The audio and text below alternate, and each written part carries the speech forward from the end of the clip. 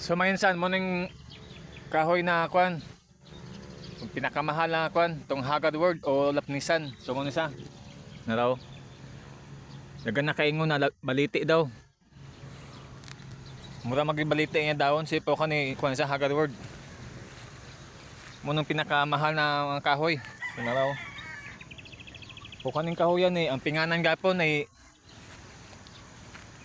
kung pasagdanin mo sa mga matay.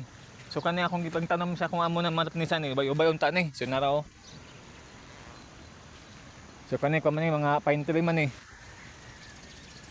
So kani pine tree ni. So kani mga Lapnisan mga kuan 50 ni kapunuan. So tuwa pang gubandig to. Ubay-ubay unta ni puno daghan nga pug nangamatay. Ang similya ni itong bagmay pa. Di pug kuan na limang presyo ang similya ni sa kalibong sa kapunuan. So mo to na ibawan ako sa kaning kuan sa parte kaning Lapnisan. Uban, comment mo kung sa kuan ni. Kung sa kuan ko sa inyo mo sang tawag na Lapnisan, Haggard World mo ni.